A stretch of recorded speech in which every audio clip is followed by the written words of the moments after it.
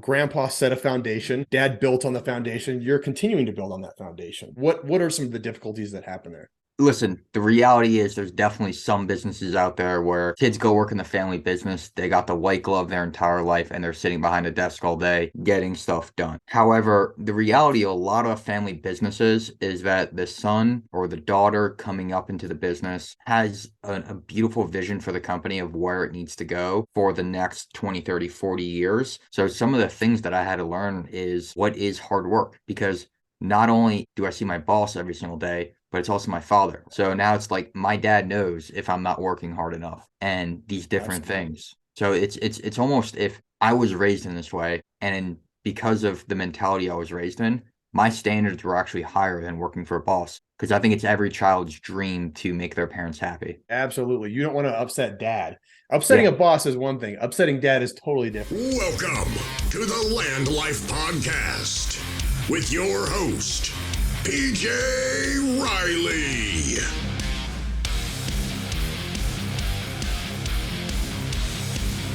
What's going on, guys? Welcome to the Land Life Podcast. My name is PJ Riley. Guys, if you're getting value from this podcast, make sure you like, subscribe, leave 5 stars.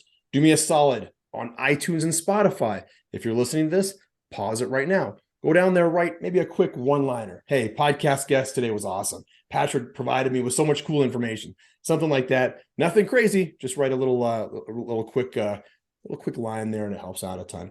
And guys, like I always say at the end of the podcast, if what Patrick says resonates with you, if you're like, dude, I need to contact this guy, I need to follow up this conversation, he's going to leave you ways to get hold of him at the very end. So make sure you stick around to the end.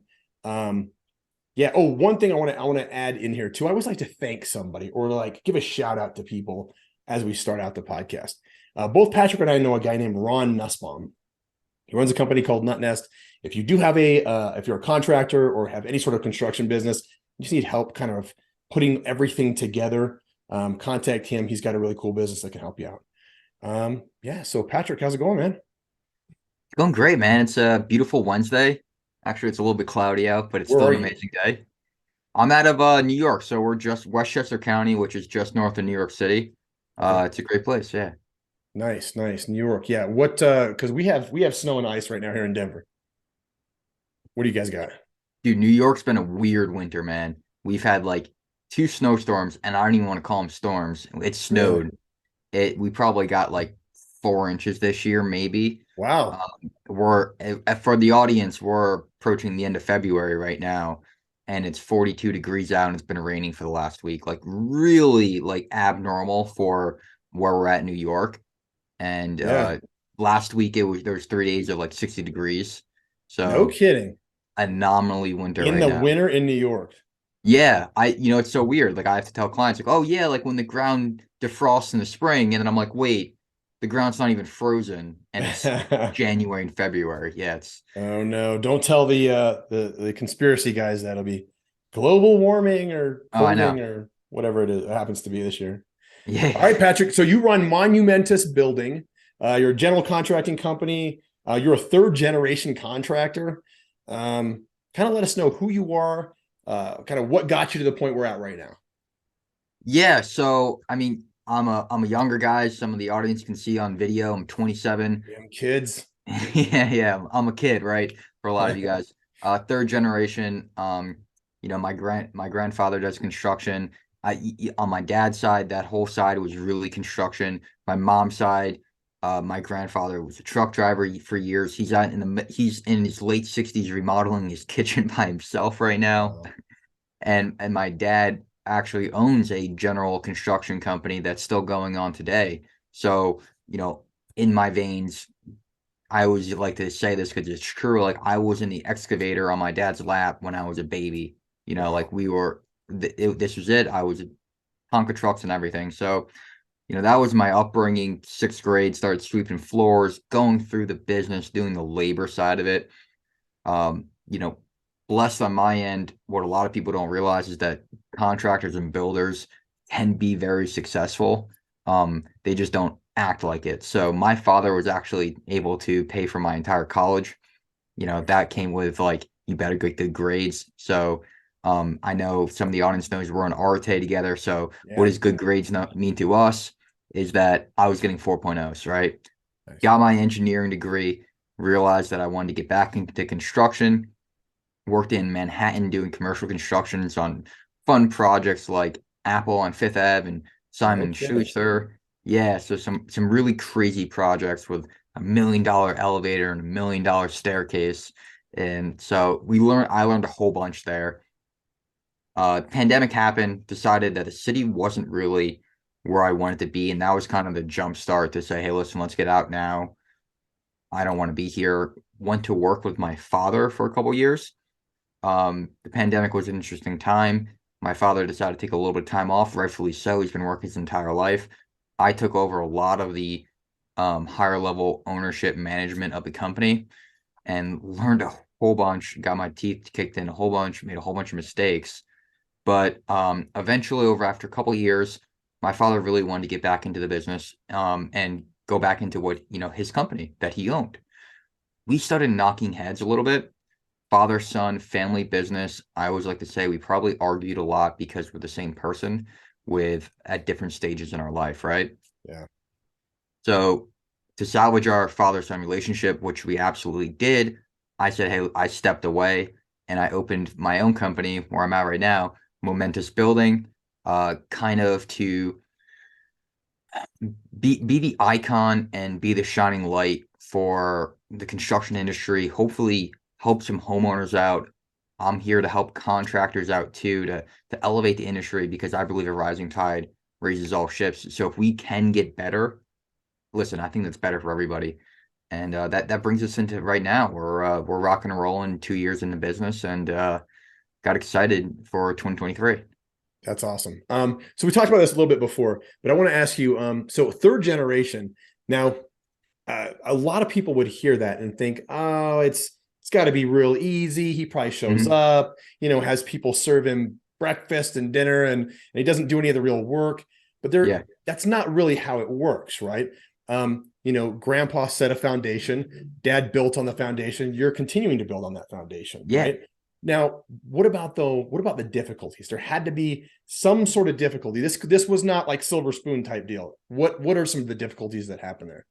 Listen, the reality is there's definitely some businesses out there where kids go work in the family business. They got the white glove their entire life and they're sitting behind a desk all day and getting stuff done, right? They have the job with no growth and they kind of just keep things status quo. Yeah.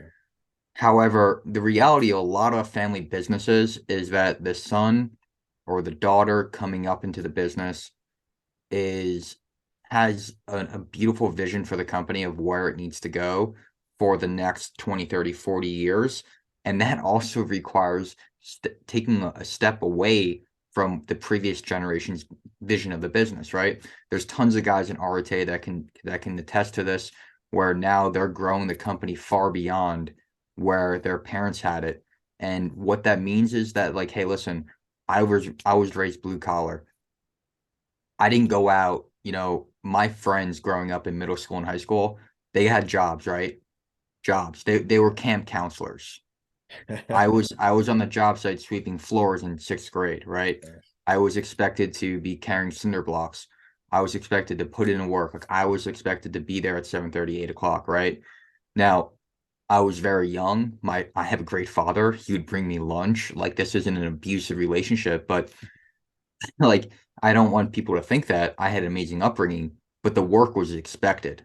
Yeah. And that's the most important thing. And that's continued on through the years. And so what I've had to go through is an almost like I've had advantages, right? I was set up with a lot. I was able to step into positions that probably would have taken an extra 2 or 3 years. So there is blessings in it, right? Yeah. But that doesn't mean I wasn't working 50, 60 hours or am not working that now. So some of the things that I had to learn is, what is hard work? Because not only is my boss, do I see my boss every single day, but it's also my father, right? So now we have standards, right? Yeah. So now it's like my dad knows if I'm not working hard enough, right? And these different things. So it's almost if I was raised in this way, and because of the mentality I was raised in, my standards were actually higher than working for a boss. because I think it's every child's dream to make their parents happy. Absolutely. That's what I was just about to say. Absolutely. You don't want to upset dad. Upsetting Yeah. a boss is one thing. Upsetting dad is totally different. Oh yeah, man. I mean, you're gonna see them on every single holiday and this and that. And like Yeah. if you're known as the kid that shows up late to work every single day, like like that's just not gonna be a good conversation. Yeah, absolutely. So what are some of the things you see as so we have three generations of contractors, right? Yeah.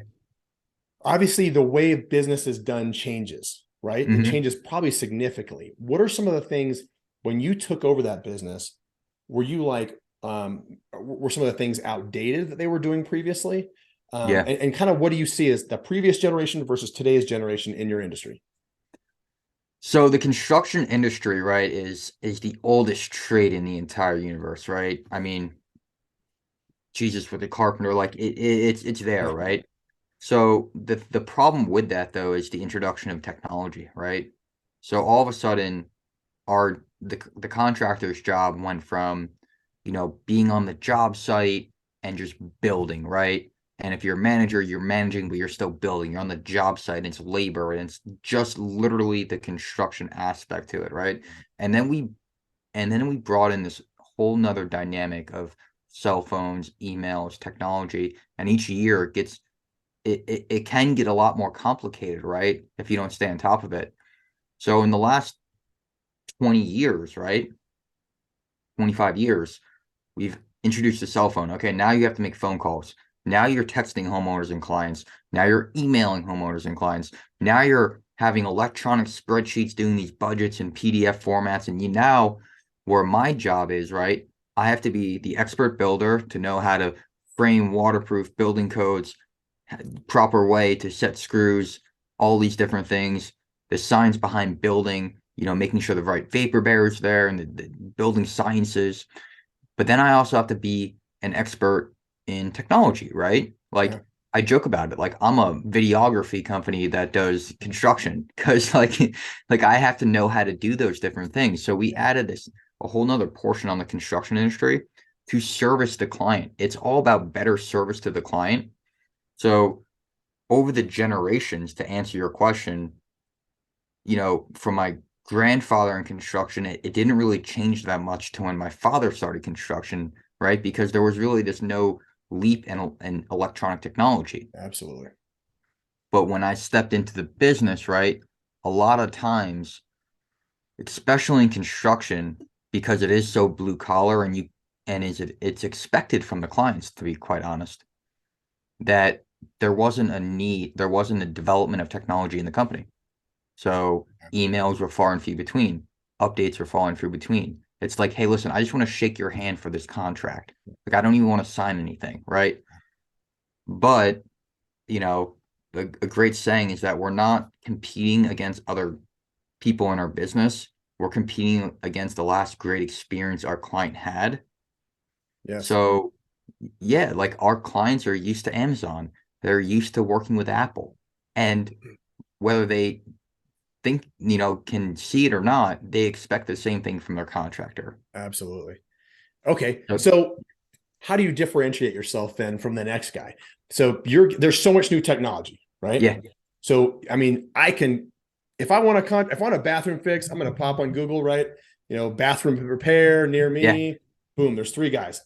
How do you differentiate yourself from those guys? Are you hitting social media? Are you guys like doing TikTok dances on top of buildings, or like how are you guys different from the other guy? yeah. So from the outset, right from the outset, working on before you even start working with us, we put out tons of content so that way you guys know who exactly we are, right? What we stand for, our values, and what type of product and service we're going to provide, right? Because just like in real estate, right, there's C class properties and there's A class properties, right? And not that one's worse than the other, but it's all about what's in your budget and you can afford. And knowing that helps you make the right decision on which contract to go with, right? Yeah. So social media, I think for anyone looking to hire a contractor and to validate what they can do and their mindset of where they're going in the future is a great thing, because if your contractor, they might be amazing, right? And I'm not taking away from any contractors that don't have social media. I'm just saying a quick hack is that how how much do they post on social media? What is their like look on social media? Can you tell who they are from social media? Yeah. Because that's going to show that, hey, listen, they're in it for the long game. They love what they do. They're happy to post about it. And these different things that away from the guy that, hey, listen, like, I'm just here. I just want to show up. I just want to get work done and blah, blah, blah. Because before this, we were talking about the biggest problem in construction is that it's really easy to start a business. You go take $200 and you go to Home Depot and buy some tools. Yeah. So it's going from the carpenter to business owner, that aspect, and you can decipher that very fast on social media. Yeah, absolutely. And if I were to go onto social media and see like the guy that, like, for example, is doing my bathroom, has all these videos and he's doing all these things, I'd be like, dude, that guy lives in my neighborhood. I'm going to call that guy first, right? Yeah. That'd be the first guy I call. Not only do I can I see stuff that he's doing, I can gauge his personality. I can gauge to what type of person he is. I see a portfolio of his work, right? I can see it all online. And if this guy screws up, he's got a big, long way to fall because he is all the way up on this pedestal with all these videos, all these things he does. If he screws up and like ghosts me and doesn't show up for the jobs, something like this, that guy's got a long way to fall. So I don't think he's going to mess up. Right. I think I'm more trustworthy of, I have more trust in this guy because of all the things he's put out there. So you're saying, let's talk about some of the things though, inside of the business that are different and kind of like the business side of things. I mean, I technically could go buy, like you said, go to Home Depot right now, buy a new tool set, get me a big hammer and call myself a builder, a contractor, right? Yeah. I could say I fix bathrooms, that I fix all kinds of crap, but I haven't, me showing up to do the job is just a job. It's not a business. How are you building a business around this? Being a contractor. Yeah. So how we built a business around it, right, is that first off, if your contractor isn't providing the utmost quality and experience, that's the quality is not even a conversation. Every single thing they should be building should be highest quality that they perform, right?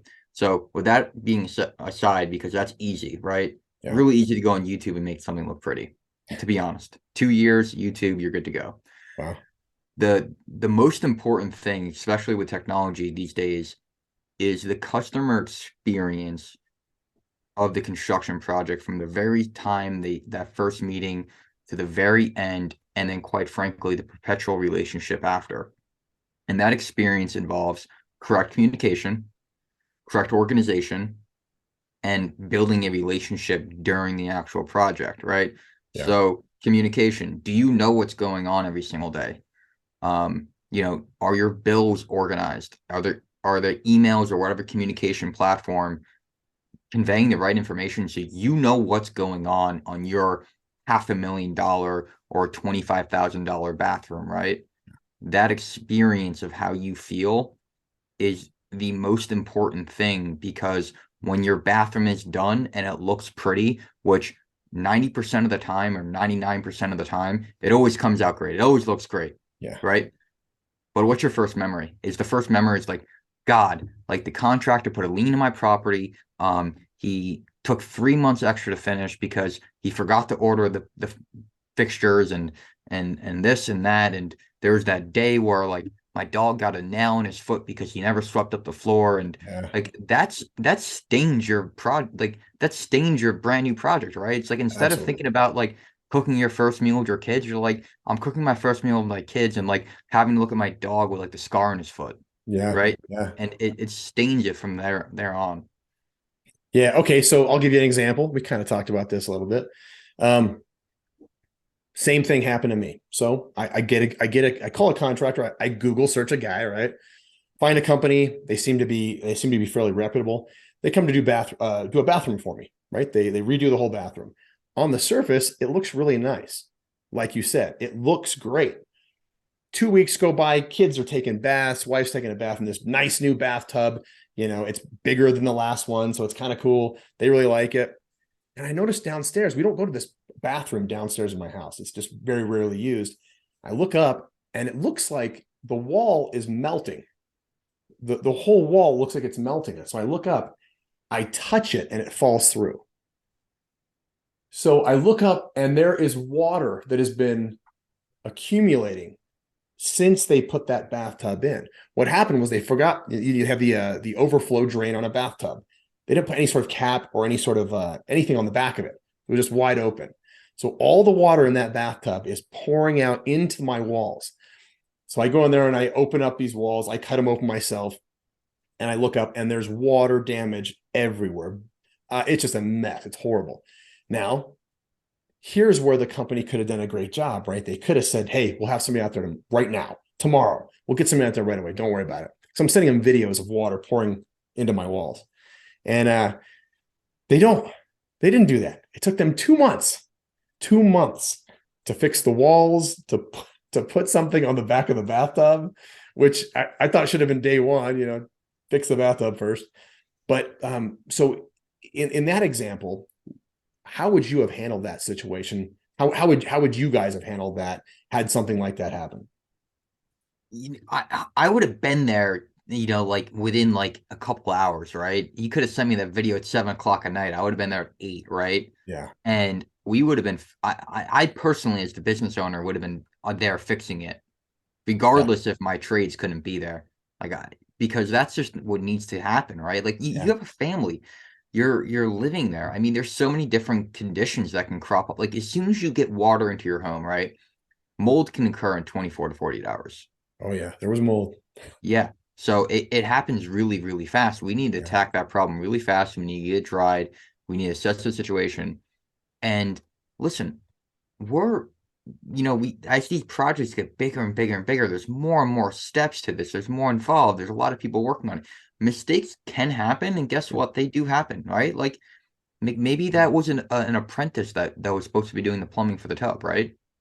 Like, people make mistakes, but it's how you choose to fix them, right? Yeah. Now, absolutely. as a homeowner, you're never really going to be happy in that situation. But as a business owner, the least we can do is make it our number one priority to at least get it fixed. Yeah. Yeah, absolutely. And that was the biggest problem I had, was that once it was broken, they all seemed really nice when I was paying them money and things were going well. But man, the second things went south, they didn't want anything to do with me. They missed. It took them 2 months to fix a pipe. Sorry, to put the back on the toilet and to fix the drywall. 2 months. So what does that mean? They no-showed 90% of the time. So my wife and I are waiting. One of us is waiting here in the house for someone to show up, and they don't show. So you've called in, you've told whatever your plans are for that day. You've told them you can't go. If you had to go to work, or if you had to meetings or calls to make, can't do any of that stuff. We're waiting for this guy to come fix our drywall. They don't show. Week later, they don't show. 2 weeks later, they don't show. So you still got this hole in your bathroom. Right? We had this great big hole. I mean, and water damage everywhere and mold everywhere. It was just a mess. Anyway, customer service. It's a big deal. So let's say, how about this? Let's say I'm going to look for a new project, right? I want to look for a contractor. What are some steps I can take to go find a contractor? Like, what do I do? So, going through your network, right? Your friends and your family who've done work before, and getting a reference from somebody is a great start, right? Because hopefully they have someone to recommend. So that's the first step, right? So maybe you get 2 or 3 people from there, and we can go down the vetting process. Another place to look is online, doing some research. Maybe it's a Google search, right? Yeah. That's another good place. If it's a larger project and you're working with an architect or a designer, you can ask them, hey, listen, who have you worked for in the past that, gets the job done, who does a good job? What can you tell me about these people, right? Getting some feelers out there. So now you got a few different contractors. I mean, social media is a great place, right? Yeah. But the only other thing is that, very rarely are homeowners following contractors, right? And if you are, that's great. I think social media in this case would be a great, verification. It's the blue check mark. Is this person real? And then, so say you find a couple contractors, and then it's all about what they do next. Are they going to show up on time? Are they going to communicate swift and clear? Are they going to, make good on their deliveries? So like if they said they're going to have the proposal to you next Thursday by the end of the day, does that proposal come through? Right? Yeah. Did they give you heads up that it's not coming through? Like how's how's this communication going on before we even get into the agreement? And then I think also another great, thing is if you're having on-site meetings and you're having these phone calls, get to know who they are as a person. Yeah. Like try to gauge, are they ethical? You can ask any questions, right? Like with the way I deal with in my company, relationships are a core value. Like our relationships are more important than the actual job itself. Like we Yes. value the relationship. Like we got to be friends by the end of this job. That's my goal. Yeah. No, I So absolutely agree. That's yeah. relationships are huge. So what was that? Was that 5 steps? Yeah. So I guess to really, finding your initial contractors, which would be references, so your immediate network, and then maybe references from designers, architects, right? Mhm. And then the third one, maybe a Google search online. I Okay. think between those, you're gonna find some good things. You might even see, some contractors advertising in magazines, right? So these different things. I don't think there's one immediate way to find the best way to find a contractor. Yeah. What there are, though, is a great amount of ways to vet the contractor to make sure that when you sign the contract, you know who you're getting in bed with. Because we're Absolutely. going down a long journey here. Yeah. So you find your contractors through some different referral basis, right? And then you start to see how they respond and are they operating with integrity to deliver what you expect, right? Like are there proposals sent in an email and not even a PDF document? Or are they handwritten, right? Or are they sending you a proposal? Like, I'm not trying to brag, like, but like the difference to that, right? Like, you get someone sending it just an email. We do a video proposal that's 10 minutes long, Wow. explaining everything, the finishes, breaking down our 10-page proposal to understand, so you guys know exactly what you're getting, right? No kidding. Yeah. So right from the beginning, right? That's how you distinguish someone's like, okay, what are they bringing to the table before they even ask for money? That's a separator right there. That's a Yeah. huge separator. I've never in all of, I mean, I don't know, maybe it exists out there and I just haven't met I've only had the wrong guys, but no one's ever sent me a video explaining how things are going to work ever. Yeah. So that's That's a huge separator. yeah, so we try, right? We try to live up to what we think would be the next best thing, right? Yeah. And then so from there, right, you're gauging their integrity and the quality of work they provide you before they even sign a contract. And then there should be the last step. I firmly believe, like, having a good conversation with your contractor that you're thinking about having. It could be about their personal life, it could be about your life, and just it could be a 30-minute chat. Yeah. But like, do you vibe with this person? Like, because you're going to be working with this person, depending on the project, like two weeks, a month, 3 months, it might even be a year where you guys are communicating for a year. And the last thing you want to do is get in bed with somebody you don't even like. Yeah. I've heard that's a problem. All right, man. You need to get an office in Denver then. So that's your next step is to Yeah, get an office, put it in Denver. That way you can travel a little bit, see the mountains and stuff like that. And you can help us out. perfect. So because we have a shortage of guys of your quality out here. We're trying, man. I want to be a national company, right? I Yeah. mean, my goal would be a portion of my company where, I kind of fly around and do custom homes where we build the most beautiful homes on the most beautiful properties throughout the country that are one off, right? Yeah. I mean, that would be an amazing experience that, the homeowner wants, hey, listen, I got this special project. It's not like anything else. That's what we enjoy doing, that custom work, the one that everyone's, scratching their head about. We're the problem solvers. We want to get in there and do that. So, that'd be great one day. How does that how would you do that though? Let's expand on that just a little bit before we uh Yeah. keep going. How would you do something like that? Like, I mean, you're a member of our taste, a bunch of Yeah. dudes with a shit ton of money. So Yeah. they're all building houses, right? Yeah. And doing things like that. But how would you, I mean, I guess you would at social media, you would have to do a few and then Yeah. kind of market those, but how are you going to do it? Yeah. So, I mean, getting those jobs would definitely be the staircase up, right? It's like, okay, we did this, we did this, we did this. It's Yeah. just like, where we're starting with the company. We started with some renovations, then we went for bathrooms, then we're doing some bigger kitchens, now we're doing additions, and then we're going to do custom homes, right? And building a referral and network, right? And then the mechanics from the business side would be really, really exciting. And it would be very similar to the advice that I just gave to the audience about finding their contractor, because the way we work, we're more, we're a general contractor, but we operate like a construction manager, where we manage the construction project to make sure the owner is getting the best possible experience and quality, right? So like I'm punch listing my own guys to make them make sure they're delivering the right quality, right? That's our job, to make sure everyone's doing it right. So I would have to find subs, find these different companies and vet them through the different procedures, referrals. Maybe it's a network of people. Maybe it's people in Arte that are contractors, right? Like I know a killer epoxy flooring company in New York City. Shout out to the Imbrusi brothers, right? They kill it. And so where we would do that is that now I could say the homeowner comes to me, hey, listen, Colorado Springs, I got this great place I want to build. It's up on a mountaintop recessed. And now I'm doing research. Now I'm vetting. Now I'm getting bids in from subs. Now I'm meeting with subs. Like I'm flying out there. I'm grabbing lunch with the subs and the owners. And I'm like, hey, listen, what do you guys like? Because before I sign the 60 grand contract for concrete over to you, we're going to at least have a dinner together. Yeah. Yeah. So it's the same type of thing, all stemming from relationships and the character of the people that we're going to be working with. That's awesome, man. So if you are listening to this and you want to build a super nice, super fancy home, and a one-off, like he's not going to be built. We're not talking about, the cookie cutter subdivision homes. We're talking about a one-off, very nice home, contact Patrick. And how can people contact you? Yeah, so we're on social media. My personal Instagram is Mr. Project Patrick.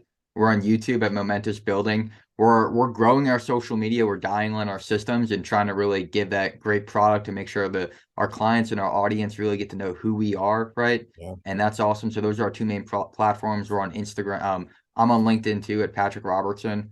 Be found there. And those are our real sources where we try to share our message. Sweet. All right, Patrick. Thank you so much, man. Are we missing anything? Is there anything else we're missing that we need to follow up with? No. I think that if there are any, contractors or anyone like this in the industry, right? The one thing I want to talk about is that we all really need to get better at business, right? The biggest thing that I focus on is my business development, and not actually I know the sciences of construction and everything, but that's why I'm an Arte, to be better business owners so we can show up better for our clients. And I feel like that's the real catapult that will help your business really expand into the future and achieve all of your goals and visions that you might have for where you want to go. Absolutely. And guys, I don't think a lot of, especially in, I would say in the contractor world, they don't understand how to build a business. And here's one of the biggest reasons you want to build a business, so you can sell it. If you don't build a business with all the components of a business, all you're doing is you have a job, right? So if you go in and you do all the work, let's say you're doing stairs, you do all the stair work, you do a great job. At the end of the job, they hand you a paper check, you take it in, you put it in the bank, and you do it again next week, and you do it again next week. And then let's say you're 60 years old, you're like, you know what, I want to sell this. You got nothing to sell, dude. You're the business. That's it. So unless you build systems and some sort of business around you where you don't even have to show up and you can still make money, you don't have a business. If you do that, though, you do, and it is sellable. You can sell that at the end. Mm-hmm. So hopefully that helps too. Amazing advice. All right, here, I got the big question at the end, Patrick. You ready for this? Yeah. This is the biggest question I ask. We're Landlife. I buy and sell land. Yeah. That's what I do. Buy and sell dirt and trees. That's about it. If you, Patrick, could buy land anywhere in the world, where would it be and why? The land I'd probably buy, right, is a couple hundred acres, which this is like the unicorn property. Yeah. Somewhere in like Southern California, where I would be able to have like a self-sustaining, independent property, right? And I can do anything I want in terms of fun. I could race my cars, I can race my go-kart, like ATVs, shoot some guns. But the cool thing about being in SoCal is that I go to the beach in an hour and a half if I want to. Yeah. I go to skiing on the mountains, right? It's like 65 in the winter or like 55 in the winter. The weather's perfect. So, with that, that would be a selfish thing. That's not even a good investment. But for my personal happiness, I'd love that. Yeah, that's what we're looking for. We're looking for personal happiness on that one. So yeah, Southern California, I mean, even on the eastern side, in about an hour from the water, man, Yeah. you could get that. You could Yeah, probably the get that now. Carolinas would be golden right now. Yeah. Yeah, it wouldn't be that bad at all. I bet you could do that right now because they have a ton of property available. Let's see, east of like LA, way east of LA. Yeah. But, you know, in an hour you're at the water and you're hanging out. Yeah, man. Right on, Patrick. Thank you so much, man. All right, appreciate it. Thank you. All right, guys. Till next time, I'll see you on Land Life.